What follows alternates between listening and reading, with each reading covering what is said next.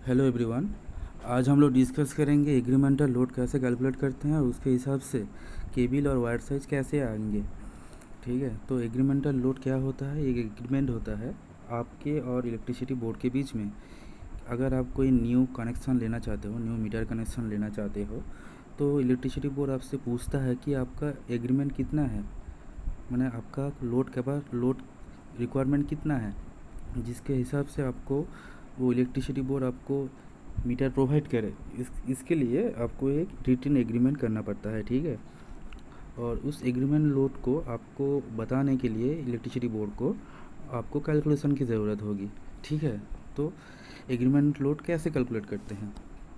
तो agreement load calculate करने के लिए आपके घर में कौन कौन सी इंस्ट्रूमेंट इंस्टॉल्ड है वो आपको जानना ज़रूरी होता है। ठीक है, अगर आपके पास घर में ट्यूबलाइट है, सीलिंग फैन है, टू एसी है, टीवी है, पंप है और कुछ एक्स्ट्रा इंस्ट्रूमेंट है, ठीक, तो आप उसको कैलकुलेट करेंगे। कैसे करेंगे? आपके घर में अगर एलईडी ट्यूबलाइट 5 ट्यूबलाइट है, ठीक है, उसके वाटेज 20 वाट है हर एक ट्यूबलाइट का, तो आपका टोटल वाटेज हो गया 100 वाट। अगर आपके घर में सीलिंग फैन 5 है तो उसका वाटेज 60 वाट होता है हर एक सीलिंग फैन का, तो टोटल वाटेज कितना हो गया था? 300 वाट। इस और एक एसी है, एक एसी का टोनेज कितना होता है? 2500 से 3000। मैंने यहाँ पे स्टैंडर्ड 2500 वाट ही लिखा है। तो एक टीवी है, एक पंप है, एक पंप ये 1 HP का होगा। अगर 1 HP होगा तो उसका वाटेज होता है 746 का। ठीक है, तो टोटल वाटेज आप अगर आप सम करोगे तो आपको मिलेगा 4226 वाट।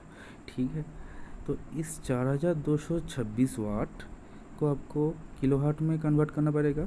तो किलोवाट में कन्वर्ट करोगे तो कितना मिलेगा? 4.2 किलोवाट। इस 4.2 किलोवाट आपका टोटल लोड है, मतलब कनेक्टेड लोड। इस लोड को आप 24 आवर्स नहीं रन कराते हैं। ठीक है, मतलब दिन में 24 घंटे आप इसको नहीं एक्टिव रखते हो। ठीक है, तो हम लोग 80% इसका कैलकुलेट करेंगे। 80% मतलब 4 किलोवाट का 80% कितना होगा? 3.2 किलोवाट। तो 3.2 किलोवाट हमारा इलेक्ट्रिसिटी बोर्ड से चाहिए मैक्सिमम डिमांड। ये है हमारा मैक्सिमम डिमांड। तो इलेक्ट्रिसिटी बोर्ड क्या करेगा? 3.2 के हिसाब से आपको एक मीटर प्रोवाइड करेगा और उसके हिसाब से आपको एक फिक्स्ड कॉस्ट इलेक्ट्रिसिटी डिपार्टमेंट को प्रोवाइड करना होता है। ये अगर आपने ज़्यादा दे दिया तो आपका कॉस्ट बढ़ जाएगा।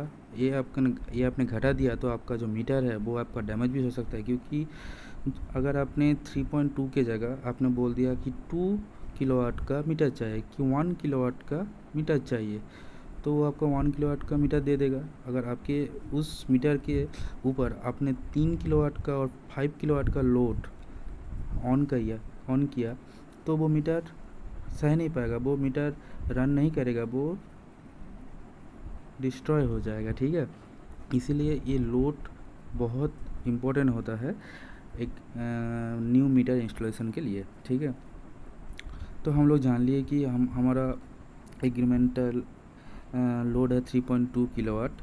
और कुछ डिपार्टमेंट किलोवाट में ना पूछ कर केवीए में भी पूछता है। केवीए मतलब एपरेंट पावर।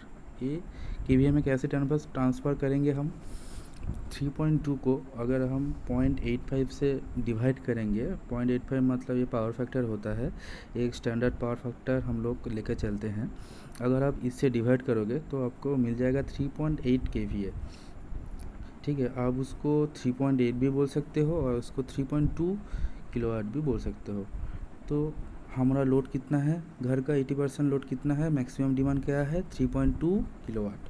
तो 3.2 किलोवाट के हिसाब से हम लोग केबल चॉइस करना पड़ेगा।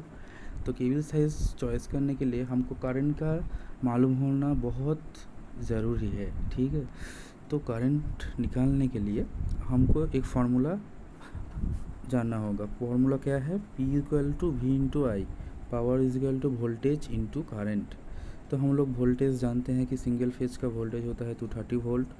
पावर हमने यहाँ पर निकाल लिया 3.2 किलोवाट। 3.2 किलोवाट मतलब होता है 3200 वाट। ठीक है, तो करंट कैसे आएगा? तो P equals to V into I, तो आई इक्वल्स टू क्या होगा, पी बाई भी, मतलब 3200 आपका टोटल पावर डिवाइडेड बाई आपका वोल्टेज 230 वोल्ट अगर आप करोगे तो आपको मिलेगा 14 एम्पियर, आपको मिलेगा 14 एम्पियर। तो आपका मैक्सिमम करंट कितना फ्लो होगा आपकी वायर से, 14 एम्पियर। और उसका हिसाब से आपको वायर चूज़ करना पड़ेगा कि आपकी वायर से 14 एम्पियर का करंट इजीली फ्लो कर जाए, ठीक है। तो हमने यहाँ पर एक चार्ट आपको दिखाया है। इस चार्ट में आप देख सकते हो कि क्रॉस सेक्शन एरिया के हिसाब से करंट रेटिंग कितना होता है, ठीक है। और उसके हिसाब से कौन सी सर्किट ब्रेकर हम लोग लगाना चाहिए।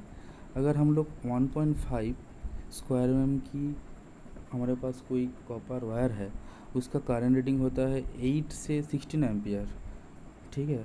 8 से 16 एम्पियर तक वो करंट फ्लो करेगा अगर वो 1.5 स्क्वायर mm का कॉपर वायर है तो। और उसके लिए हमको 8 एम्पियर का सर्किट ब्रेकर चाहिए। कौन सी सर्किट ब्रेकर, आप एमसीबी लगा सकते हो, आप आरसीसी भी लगा सकते हो, ठीक है। ये आपका रिक्वायरमेंट के हिसाब से इंस्टॉलेशन होता है। नेक्स्ट वीडियो में मैं इस सर्किट ब्रेकर, बहुत सारी सर्किट ब्रेकर है, सर्किट ब्रेकर क्या है, उसका प्रॉपर्टीज़ क्या है, उसका काम कैसे करता है, सब कुछ डिटेल्स में ले आऊँगा, ठीक है। तो इधर हमको रिक्वायरमेंट है 14 एम्पियर करंट फ्लो होना।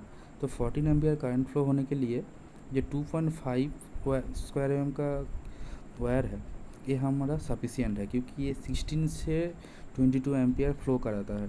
तो हमारा 2.5 स्क्वायर एम का वायर यहाँ पर चल जाता है। लेकिन सेफ्टी के लिए हम लोग, सेफ्टी के लिए, प्रैक्टिकल सेफ्टी के लिए उससे थोड़ा सा ज़्यादा, थोड़ा सा मोटा वायर हम लोग लेते हैं, क्योंकि सेफ्टी के लिए। तो सेफ्टी के लिए हम लोग क्या लेते हैं, 4, उसके ज़्यादा 2.5 से बड़ा होता है 4 स्क्वायर mm कॉपर वायर। तो हम लोग सेफ्टी के लिए हम लोग 4 स्क्वायर mm का वायर यूज़ करते हैं, क्योंकि जो 2.5 स्क्वायर mm का जो वायर है वो पहले तो आपका बहुत अच्छा रेटिंग देगा, लेकिन जैसे ही उसका इंस्टॉलेशन डेट आपका 1 साल, 2 साल, 3 साल, 5 साल के बाद उसका जो करंट रेटिंग है वो कम घट जाता है, वो रिड्यूस हो जाता है। और उसके इंस्टॉलेशन पार्ट डैमेज हो सकता है। इसीलिए 4 स्क्वायर mm का वायर लेना ज़रूरी होता है, क्योंकि वो मोटा होता है, उसका मैक्सिमम करंट रेटिंग का सहन करने की क्षमता ज़्यादा होती है, ठीक है। तो यहाँ पर टोटल एक चार्ट है, हम लोग यहाँ पर निकल ले कि हमारे घर का अगर 14 एम्पियर है तो 4 स्क्वायर एम इंस्टॉल करेंगे। अगर इससे ज़्यादा होता एम्पियर रेटिंग तो उसके हिसाब से हम लोग ए वायर चॉइस करते, उसका करंट रेटिंग ए होता, और उसके हिसाब से ये सर्किट ब्रेकर हम ए यूज़ करते हैं, ठीक है। तो आज के इतना ही, थैंक यू।